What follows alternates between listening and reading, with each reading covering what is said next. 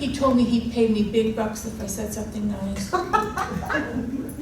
Didn't you? I don't, you got me mixed up with somebody else.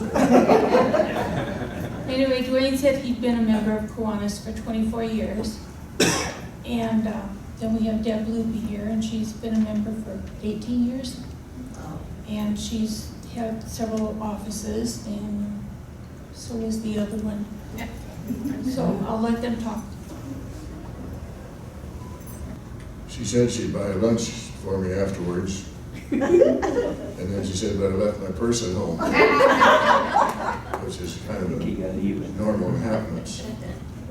Well, as I said, it's kind of mixed up. The paper said that Teresa Looby was going to be the speaker, but she would have been if we'd had the meeting when we were supposed to have had, but she's in Fergus Falls this weekend with a couple other Kiwanis, and they're very active in our district. So her daughter-in-law, Deb Looby, said she'd substitute and come in and do that. And they had my name spelled wrong in the paper, but I guess that's all right, because the way I spell my name, if I get even close, I have to be satisfied with it, but I spell it with an E instead of a U, but that's no big problem. You probably don't believe it, but one time I did take a speech course, and they said to stand up to be seen, speak up to be heard, and know when to shut up to be appreciated.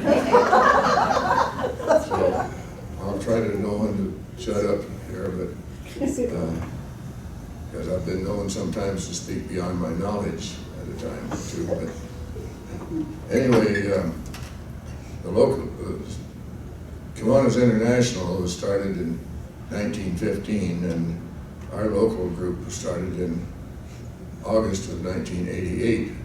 So although our club is relatively new compared to the Kiwanis have been around internationally for a long time, and they have over 200,000 members in several different foreign countries and so on. And then we're part of the Minnesota-Dakota district, which includes North and South Dakota and Minnesota. And then that's broken, and that's got kind of, head of that would be a governor, and then we have a division, and we're in Division 4, which consists primarily of West River, South Dakota, and it has a lieutenant governors, and Deb has been lieutenant governor a couple of times. I've been lieutenant governor. Several of our members have been lieutenant governors and of our division. And one of our members, Sherry Scudder, was actually district governor of the Minnesota-Dakota district here 2 or 3 years ago. So our club probably has about 60 members, and give or take 3 or 4 from one time to another. We started in, as I say, in 1988. I think we're the largest club in our division and one of the larger ones in the district. We have 60 members, give or take a few, usually 30 or some people show up at our meetings, which is held at the senior center. And on Thursday mornings, and you got to get up early to get breakfast there. If you get there at 6:30, you can get breakfast, and our meeting starts at 7 o'clock. So sometimes it's kind of hard to get there in the wintertime, particularly. But anyway, we started back in. It used to be a real active Rotary club in Sturgis. And when I was a senior in high school in 1948, and it was kind of their policy to take all the senior boys to their dinner, and they met at Benevolent Hall, which is above the old J.C. Penney Gullies, which is now going to be a hotel. And they'd have the seniors come for dinner. And I think Fred Christensen invited me. And then I lived in northern Minnesota for about 20 years. I belonged to Rotary up there, and they're pretty particular about you coming to make up meetings if you're out of the area. And so when I was coming back home to Sturgis, I would go up to there and have a Rotary meeting and that. So, but sometime in the mid-'80s, they must have disbanded. That was in the mid-'80s when the Supreme Court allowed women to come into the groups. And I know in our Rotary Club, we had a couple old timers said, if they allow women in our group, I'm quitting. And if that's might have been what happened to the Rotary Club here, that they maybe disbanded because of that, because there was quite a bit of controversy in the various clubs. So then DuWayne Knight, who was a retired Methodist minister from Lead area, he'd been active in Kiwanis up there, and so he'd come down here and actually, of course, in the Methodist Church. And so he gets a bunch of Methodist men together, and they started the club then in 1988. And I joined when I moved back and retired in 1990. So when I joined the club, so I've been a member almost all the time that it's been in existence. Our first women that we had in the club was Irene Malin, and the club was meeting at that time out at the Ranch House Cafe out at the sale barn, and Irene ran the cafe, and then when she sold her interest out to somebody else to go, we asked her to join the club, and she did. And then we had Ann Niffen, and she could play the piano, and DuWayne Knight had left the area, and we had another guy that was a good piano player, and he died. So we invited Ann to come so she could play the piano for us so we could sing our songs in the morning, which, if you've been to our Kiwanis meeting, we have quite a vocal group there. Yeah. You know, wonderful voices.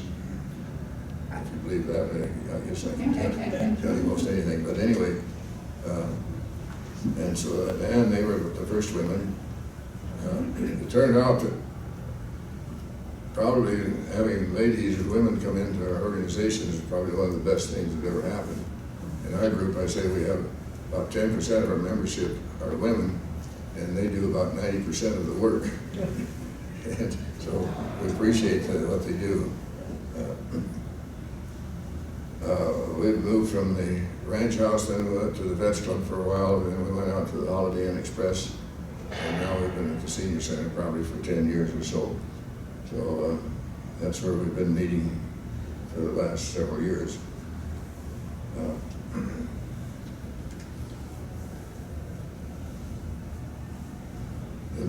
The food pantry, which is supposed to be part of the speech here, Kiwanis got involved with it in the early 90s, but it's not new to Sturgis. It was started back when, and one article says in 1972 when we had the flood, and there's been other reports that maybe it even started earlier than that when there was another flood and a lot of people were without food. And here the Methodists come to being involved first, and they started a food pantry, and it was ran out of the garage of the Lillian and Lushbaugh, and what was her husband's name? Al and Lillian Lushbaugh, and they ran it out of the garage for several years. And when I moved here in 1990, it was at the Open Bible Church up on Colorado Drive, and Ron Carter was the minister at the time, and he was also a member of Kiwanis. And the only involvement that the Kiwanis had at that time was involved with the food drive and they also had a lot of Job Corps people that come and help with the food drive and sort it out and take it to the Open Bible Church. But it got to be a little bit more than what they could handle, so Ron convinced the Kiwanis to get a little bit more involved. So in 1992, I think it was, they had a contract with the city, and or 1991, I guess it was, and the old armory, before it was remodeled at the left of the stage, where they had a kitchen area, and they moved the food pantry down there, and 2 or 3 CAP, Community Action Program ladies, actually ran it, and one of our members, Herb Albright, was kind of the supervisor, and Kiwanis gave him $50 a month to be the supervisor. Well, it didn't work out too well for various reasons, and I don't know what all of them were. And so from there, in about 1992, we moved to the west side of the glass shop, which was right across the street from the Senior Center, which is now the Knuckle Brewery. And Ray Raposa owned the building, and he said you can stay and have be in there for free, but except you have to get out during the rally. Well, and that was our problem with a lot of places. And we used the RSVP program, tried to have volunteers to man it, but sometimes they'd sit there all day. We'd be open from 9 until noon, and they'd sit there and then nobody'd show up, and so they got tired of that. So they wasn't too anxious to do it. So we finally moved to the Watson building, which he had promised us, and he had a building south of Main Street, about a half a block. about this time, Lyle Johnson moved back to the area, and I don't know if any of you remember Lyle Johnson. Now, he and Wayne Jenks used to, after World War II, had the Jenks and Johnson mobile station on the corner where there's a, what do they call it now? It's a store, and convenience store, and that. That's what? Is it corner pantry? Corner Pantry, I guess that's what they call it. But anyway, they ran a filling station there, and then Lyle moved to Rapid City and become active in the insurance business down there and different things. And then he had a court in Wisconsin, mobile home court. And when he sold that, he'd come back to Sturgis, and he said, if we're going to run it, let's run it like a business, or let's get out of it. So he kind of took over and we ran it like a business as much as you can. And when he lived in Rapid City, he got acquainted with some breweries, people that had breweries, and they gave a small percentage of every can of beer that was sold in this area during the rally, which amounted to a few $1,000s that they was contributing to their food pantry. But they only did this for 2 or 3 years, and of course we were involved with KOTA Care and Share at the time. And whether they got wind of it and was a little bit jealous, anyway, they started giving the money to Rapid City. But I think part of the reason was because we were we wasn't organized as a non-profit organization, and they couldn't deduct it. And of course the KOTA Care and Share was. So anyway, we didn't get that 3 or 4 or 5,000, whatever it was, a year from the distilleries. But we did, at Johnson's insistence, we did become a 501c3, which is a nonprofit, and Mormon law firm donated their time and made sure we got that. So in 1994, we become a 501c3, and then we got our exempt status at that time. And the initial 3 members were, this was on the original board. I was appointed as president. Wayne Davis was secretary treasurer, and Lyle Johnson was a member at large. So the 3 of us was the board. And later we decided we needed a couple more people, so we got Vern Jones and Gordon Kotap to come on. So now it's a 5-member board. And when we moved into the new building, then Vern Jones and I, we decided we'd been there long enough, and we resigned as members. And Rich Deaver, and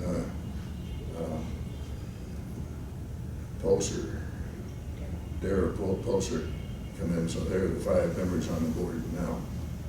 Well, I guess I should say that when Wayne Davis died, Barry Furs come on, and then Dan Watson replaced Lyle Johnson. So it was the 3 of us then for a while, and until we appointed 2 more. So it's a 5-member board, and we are a private nonprofit organization. When we first started the food drives in the 90s, it wasn't unusual to get 10, 12, 14,000 pounds of food on the drives in December in coordination and come with the KOTA Care and Share. Lately, if we get 5,000 or 6,000 pounds on the drive, we're kind of fortunate, but we still get about the same amount donated during the year because a lot of the different organizations now has picked up on it. The mail carriers have a drive, the schools, different classes of schools have drives, churches have drives, business has an open house or something, they have a drive. So we wind up still getting probably 12,000 to 14,000 pounds of food donated every year. In addition to that, another $40,000 or $50,000 in cash is donated, and that probably is better than the food. And we know what we need, so we can buy locally. And Lynn's gives a 10% discount in the Dakota Mart, or the grocery mart. They give a discount also, so we try to buy as much food as possible locally in the 2 grocery stores. I mentioned Lynn's, we do get the pastries there, which we give out, and that doesn't count against their weight. And then the sales slips, we first started those probably 15 years ago or so, and I thought, what a goofy thing to try to sales slips, and because for every $10,000 in sales slips, they give you $100. Well, now about $25,000 later, that's probably at least what we've probably collected, maybe even more. I don't know anything how much it has been, but I know just yesterday, Barry Furs turned in about $800 from the sales slip that they built up and turned in, and he said there's more to come. So it's been quite a good money maker. We have enjoyed a lot of good support from the community, the churches, the Alliance of Churches, and so on and so forth. I think that some are getting back a little bit from the Methodists before Ron Carter had it at the Open Bible Church. I think the Alliance of Churches kind of got involved, and whether they've actually took it over or not, I don't know, but they've been real good with the food pantry and donations and from various churches and auxiliaries and so on and so forth. Locally, the Sturgis Charities, the Rallying Charities Foundations have given anywhere from $5,000 to $10,000 a year towards the food pantry, and of course one of their main funding sources was through the SMRI. And now what's the status of the SMRI now? Are they still, now that they lost the last lawsuit, are they still going to be able to, they've been given the Charities Foundation $50,000 a year, so are you involved with that, Ross, anymore? I am no longer on that board, and I'm not sure I got off prior to that, so I'm out of the loop. Well, I used to be on the Rally Foundation, Charities Foundation too, and I'm off of it, so I'm out of the loop, so I don't know. I know they did give them got a pretty good chunk of money the last go around, and back in January when they give out the checks, but I don't. Might be it. Yeah, that's what I'm thinking, because they were the last couple of years that I was on the Charity Foundation, they came up with $50,000, and I thought, man, there before that we was lucky if we had $20,000 to give out. Right. And a lot of times we'd scrap and scrape to get $15,000, and you'd have a request for $100,000 and then $15,000. They come in with a $50,000 check the night that we were going to start deciding who got what, and that made quite a difference because we were funding practically everyone, maybe not the full amount, but funding practically everyone that had a request. Well, anyway, we went to the Watson building, and then in 1995, the police moved out of the armory to their new facility, and Cliff Lynn was the mayor, and he said, and he's also a member of Kiwanis, and he said, well, when they move out, you can take the basement of the armory, and at no charge, you can come down and have your food pantry there. You know, and the city's going to pay the utilities and they pay the telephone and everything. So we couldn't pass that up. So what a wonderful deal we thought. So that's where we went, and it was a good deal. Except those ramp, if you was ever there, in the wintertime would get kind of slippery. Prior to that, when we started the Watson building, our rent there was about $500 a month. And some of us went to the county commissioners, and they were quite generous. And they gave us $500 a month to pay the rent. Well, when we went to the armory, Bruce Walker and Chuck Trivia and myself, we went before the commissioners and told them we didn't need their money anymore. And they almost had a heart attack.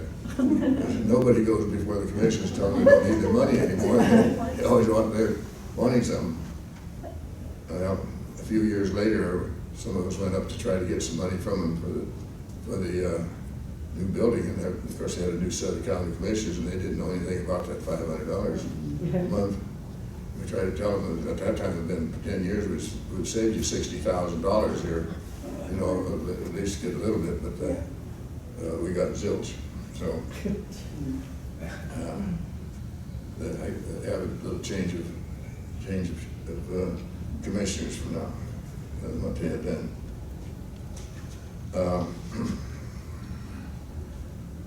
Then in 2015, when we moved into the new building, and kind of ironic, one one of our manager, Maynard Smith, figured Lyle Johnson was kind of the first manager, and then Maynard Smith, he had a farm and that in East River, around the Mobridge area, and he retired and moved to Sturgis, and he come in and took over as the manager, more or less just moved in. Lyle Johnson used to always tell Earl Ferguson, said the best thing Earl you ever did for Kiwanis is to have Maynard Smith join, since he took over as manager and did a great job. But the last few years was down the basement. He said, if we're not out of here by winter, I'm quitting. Well, we tried to relieve some of the job that he had to do, but he never did really officially quit. Maynard died in, I think, in May of 2014, and we opened our new building in January of 2015. So he knew that it was coming, but he didn't. But he never did get to see the new building. But we got a picture of him up in the food pantry, of the funeral caption of when he was on his folder when he passed away. So he was one of the great managers that we had and did a great job. He used to buy cattle. He had an interest in the sale ring in Mobridge or someplace. So he knew and was a farmer and rancher. So he'd go and buy an old cow on a sale ring and take it to a locker plant and have it butchered and ground into hamburger, and that's how we got our meat quite a bit. Or go out to Hugh Ingles and he would give us a deal on a cow that he wasn't very good. But the only thing he was good for was hamburger, I guess. So we've been in this new building ever since. We've had a lot of support to get the building, and probably one of the best supporters we had in getting the building, the new building, was Mayor Mark Carstensen. I sat on a committee with him before he was mayor, and he was on the council, and we talked about, I was on the transportation committee, but we talked about the food pantry. He said, I'm gonna make sure that you guys get a new building. Now, when he became mayor, he increased his enthusiasm, and we looked at a lot of different sites and different places and different offers, and a lot of people on Main Street would offer us a building free. Bob Murphy said we could use part of his building for free, but you got to get out there in the rally. You know, and that was a problem. And so finally, the city did come up on the property just west of here, and decided that was probably the best location. They donated the property. Their staff made out an application to the Vakurovich Foundation. We got $100,000 from the Vakurovich. Indian Motorcycle was just coming to town, and they wanted to make a little bit of an appearance, and it was either $20,000 or $25,000 that they donated towards the building. Black Hills Energy, I think, gave $5,000, and we had several $1,000 contributions in that. So the building cost about $130,000 or $40,000 plus the land that they donated, and we got a nice new building. The city owns the building, and we got a long-term lease for $1 a year that we lease the building. And I'm not sure that they paid the lease the last couple of years, so we might get it. But anyway, that works out pretty good. But Mark was really active in getting that, and they supervised the building of it and so on and so forth. They vary on the amount of food that they give. If you come in, one person, I think now it's 16 pounds and then 2 pounds for every person above that.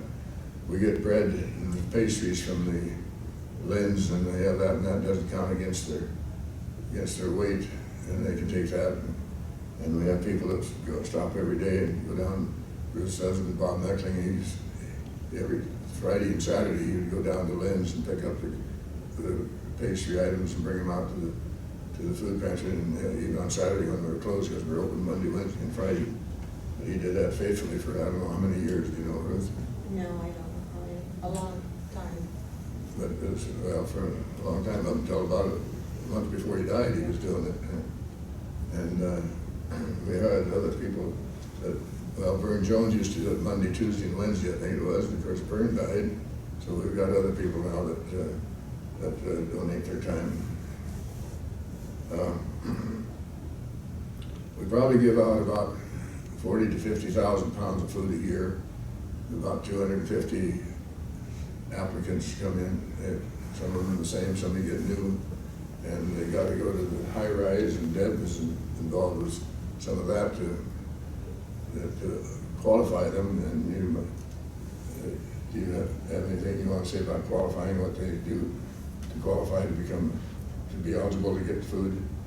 Yeah, they have to provide income verification, and if they have the low income qualifications, then we issue them cards to go visit the pantry that they can use once a month. And we have about 450 registered and about 200 and some that visit it every month. So, yeah, so there's a lot of need there. And in addition to what they do, then they also have commodities and they have to be eligible for commodities. And then they have senior boxes, and can you tell them what, if you're old enough, you can get a senior box, I guess. That's about the only qualification. Yeah, that senior box still has income qualifications, which are lower than the others, but for somebody who's over 60, they can leave the pantry with their 20 pounds of food pantry, their box of commodities that come from Community Action and Rapid, which are delivered once a month, and another 40-pound box of senior groceries that come from Community Action. So for somebody over 60 who's income qualified, they get a good amount of groceries. Walk out of there with 70, 80 pounds of food a month. So anyway, the food pantry has a great visibility in the community, and probably the most well-known for what Kiwanis do. However, it isn't the only thing that Kiwanis is involved with, and that's why I got brought Deb here, is because she's involved with a lot of the other activities that they do, that Kiwanis do, in addition to the food pantry, even though, as I say, we're more visible for this.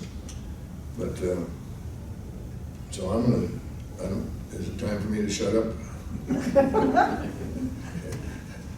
If I talk any longer, I'll be speaking beyond my knowledge, and I've been known to do that a few times too. But so we'll have Deb give you a little bit of an outline on some of the activities that Kiwanis is involved with locally and statewide and district-wide and so on. So I'll keep quiet here for a while.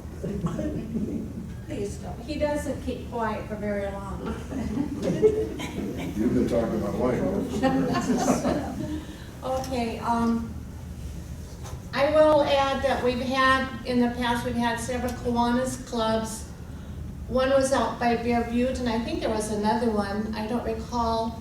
So I always remember my father talking about being in Kiwanis, and he and Bruce Hubbard were the last members, and they called it the Sinowak Club, which was Kiwanis spelled backwards. Since they were the last ones left, so they had kind of enjoyed that. They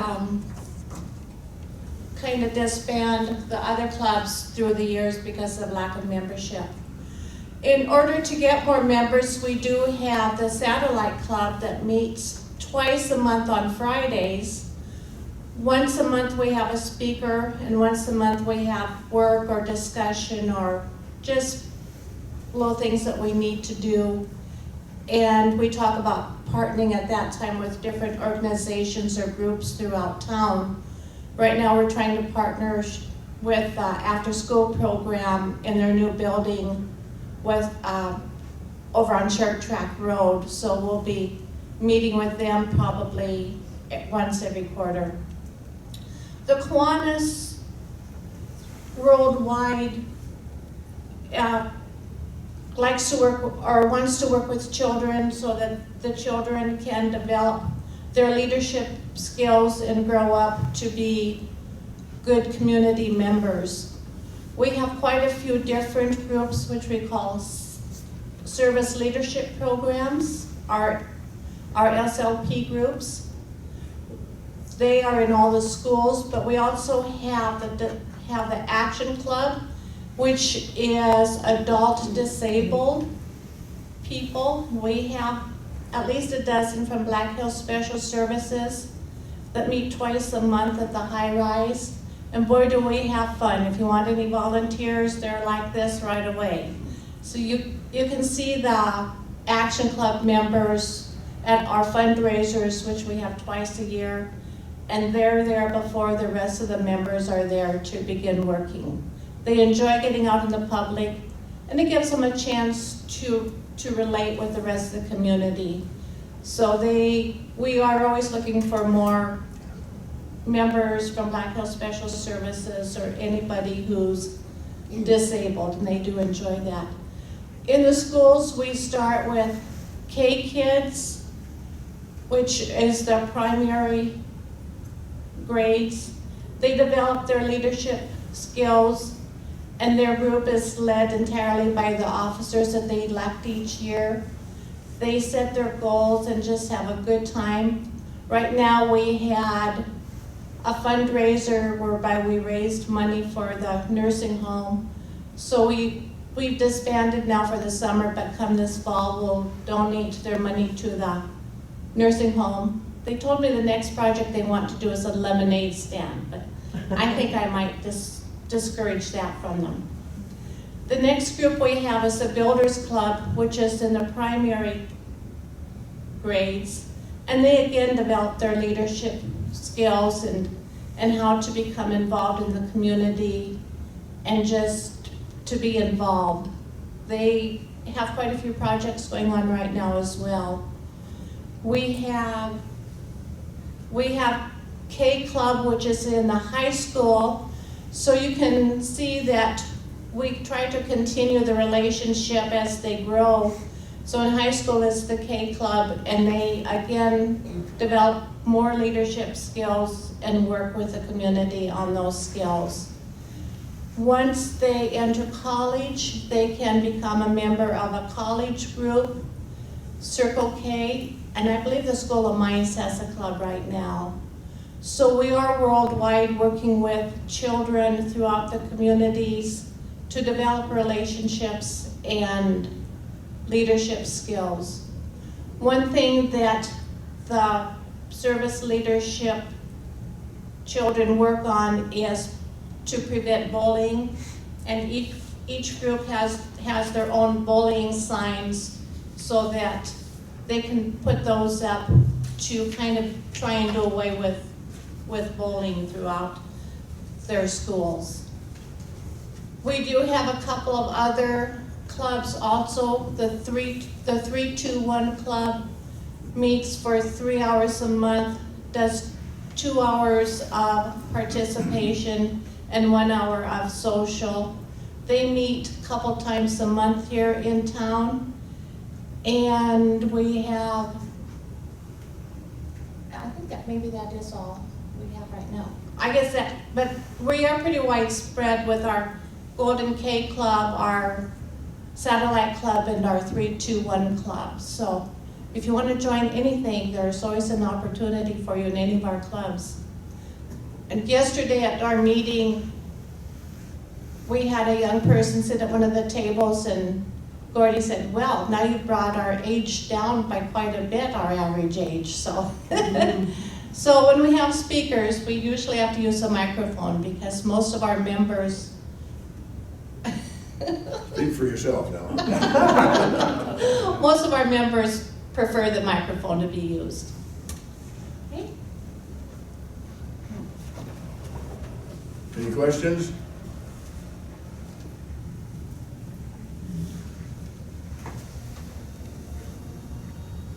I figured she'd take at least a half hour there or so there. Oh, you look so good.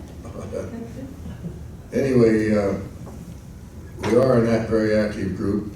As I say, we've got about 60 members, and most of them show up. We have a drawing 50-50s where we put in $1 and get some back, and get half of it back, and then half of it goes to the club for various activities. We have members that are, as I say, we got about 3 members that's in Fergus Falls this weekend promoting things within the district. And so we're always looking for new members. So I think the membership is $105 a year, but that goes, most of that goes into the national. Any questions at all? My little girls, when they were small, they'd ask their dad, are you going to Kiwanis this morning? Well, they started out, of course, Kiwanis has been involved, as I say, since 1915, and then about in the 1980s, they decided they were going to start the Golden K, and that's primarily consists of people that are retired, and that's why we got so many old folks in there. We say we got a lot of old folks and their dads. And Kiwanis. But so they started the Golden K, as I say, and that's what our club originally started out. But they've kind of got done away with the Golden K's now, and there's just still Kiwanis, and so we have quite a few younger members, and so if you're able to take any kind of nourishment until you're not able to take any nourishment, you can become a member of Kiwanis, I guess, is about what it amounts to. It's a good organization and community oriented, and the motto is and I can't tell you exactly how it says, but Kiwanis is a group, an international organization consisting of volunteers for the betterment of kids and communities, one club and one kid at a time. So, so children is our main emphasis. I think probably we're the only club in the country that has a food pantry. And so that's where we get our most notoriety from, locally anyway, is the food pantry. But as Deb mentioned, we're very active in the schools and other groups. I guess I could add the Black Hills or the Piedmont Club always raises money to buy shoes for the school children and winter coats, so they're pretty active that way. I know right now we're talking to the after-school program about sponsoring playground equipment over at the after-school, because we do partner up with different businesses, and we have a business that provides playground equipment. So we can possibly get a grant to do that. A lot of the clubs provide school supplies or medical appointments for children. And we just gave out our checks. How much money did we give out? That was a lot of,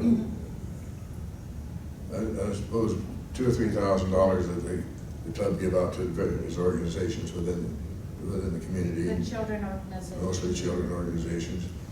Did you do something with the veterans for socks and underwear? Was that? Oh, we collected socks and underwear throughout the community to donate to the veterans. At Fort Meade. Yeah. Yeah, the Action Club gets pretty involved during Christmas, putting out boxes to collect different items for different people around town, different groups. So all in all, we do a lot of, not necessarily fundraisers, but collection drives and some fundraisers, I guess, also. So. And in Christmas time, we give out food baskets, and that's coordinated to the social services, and we're still working with the Salvation Army. Mm-hmm. And so they give out probably 120, 130 Christmas boxes that consist of a turkey and all the trimmings or whatever you need for a good Christmas dinner, and they have to sign them. That goes through the names of through the social services, and usually that's on a Saturday, a week or so before Christmas, to give those out. DuWayne? Yes. On a given day, are there many kids in Sturgis that go hungry? I don't know whether there are or not. That would be a better idea. Kids go hungry. It's really hard to say, because a lot of them do have their social services that they can go through and receive their food stamps, so that helps a lot too. But the schools, I believe, do send them home with backpacks over the weekend. They still do that, so. But they can have breakfast and lunch And there. lunch, yeah. At the school. Yeah. And then in the So- summertime, they have a summer program where they serve Which is- breakfast, and Free meal. Free meal. Breakfast, yeah. Free Pretty well breakfast. covered. so it's pretty well covered, yeah. And then at the pantry, they do they do supply a couple pounds of hamburger and a couple pounds of hot dogs, one or the other each month, so. Even though the families can only come once a month, they do pretty good. Community Action pretty much always sends frozen, this last load they had 6 pallets of pork chops, so. Oh my God. Yeah, and then the month before they had, I believe it was like 200 big frozen hams, so. And does that become part of their weight, or is that in addition? There's, the food pantry and the commodities are 2 separate programs. So the food pantry, they get their weight, and at the commodities, the truck comes from Community Action once a month, and it supplies the pantry with what they box up and give out. Sometimes on the commodities, you might get 10 pounds, or you might get 20 pounds. You never know what you're gonna get from one month to the other. And is that on a first come, first serve, or are they there waiting? Well, they have to have an authorization to get the commodities.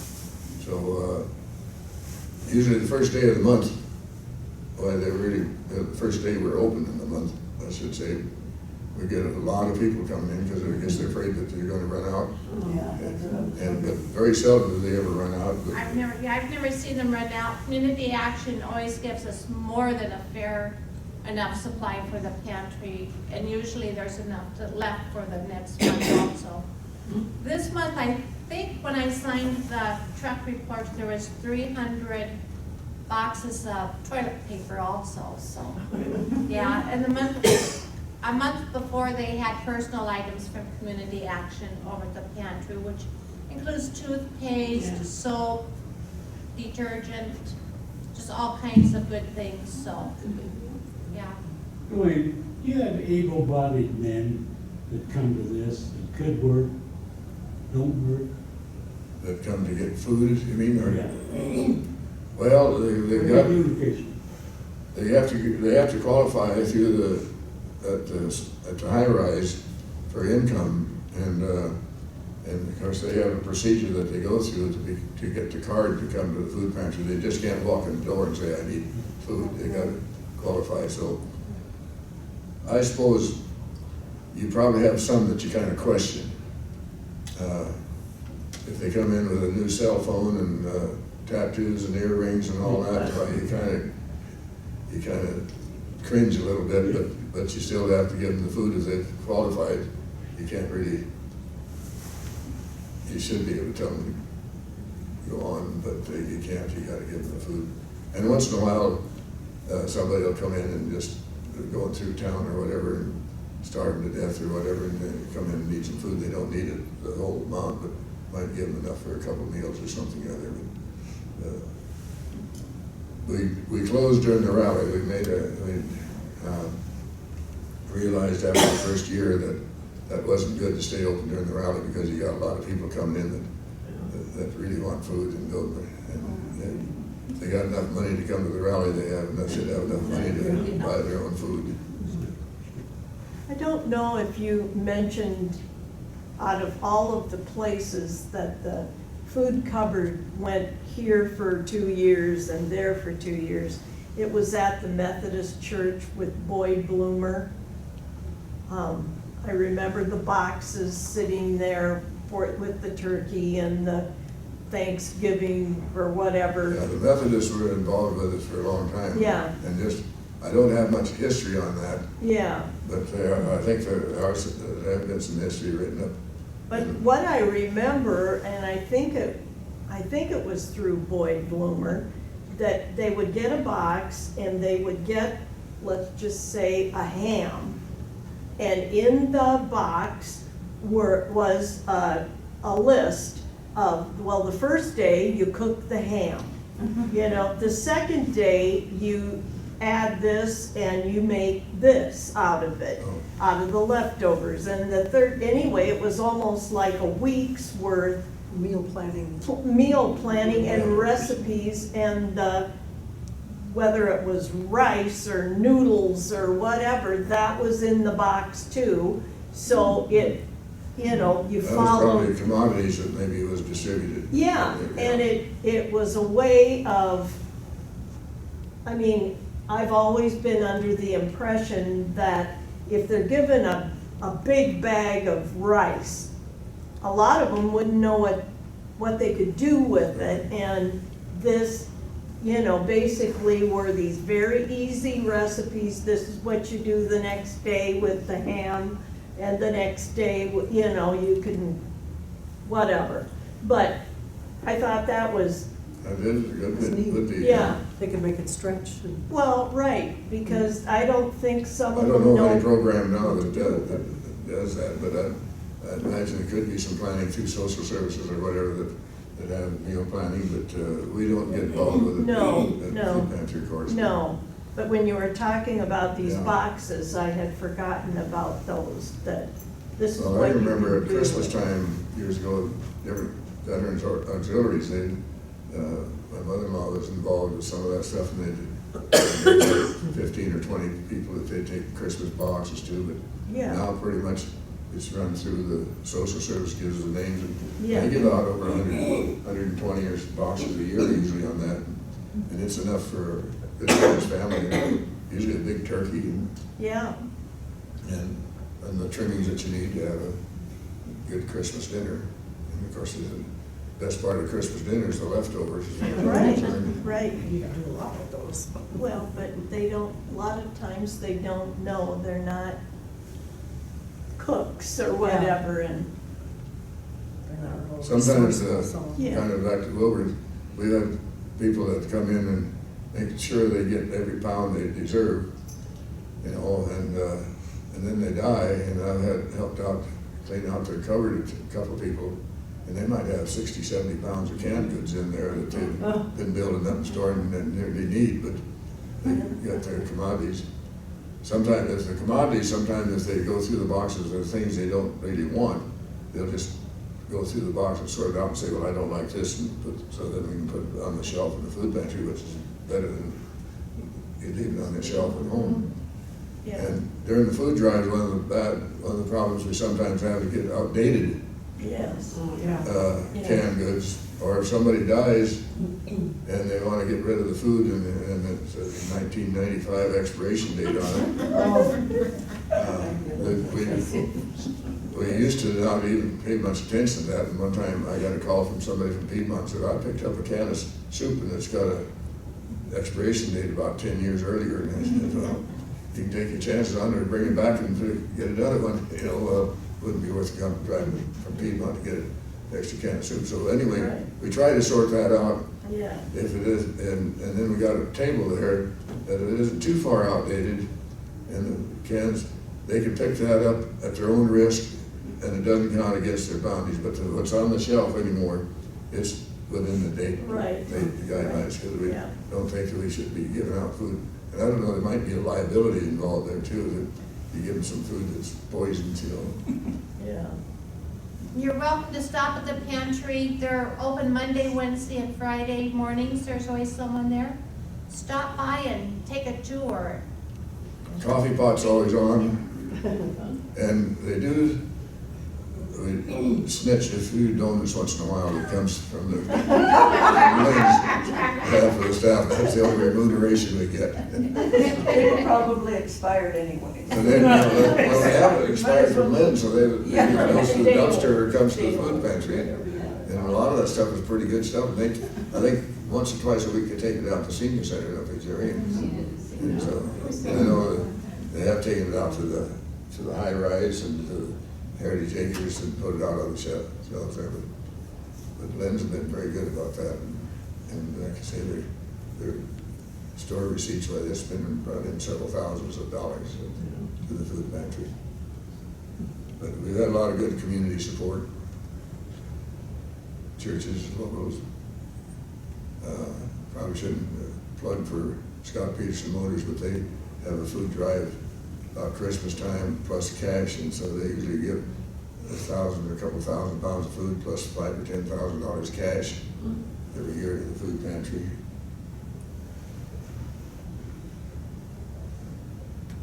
Well, It'd be interesting to know what the value of all that time you guys put in is. It's a lot of effort. You know, and they do keep track of their volunteer hours, and I can't say right now what those total up to, but I do also report those hours to the RSVP program. And spearfish, Yeah, so, yeah, so it's several thousand hours, yeah.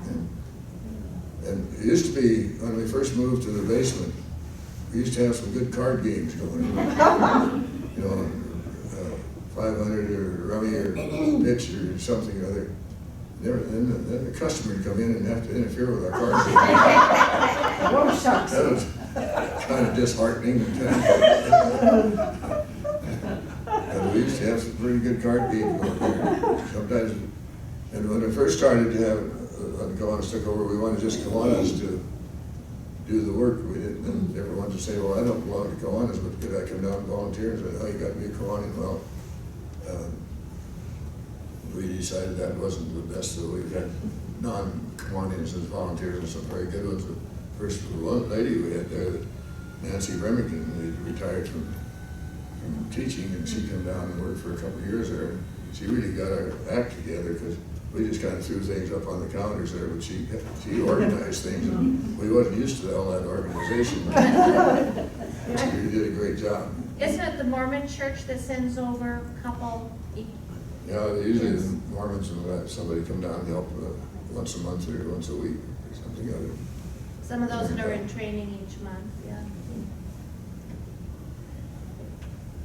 Well, I'm going to be going beyond my knowledge if I say any more. So, thank you for your time and listening.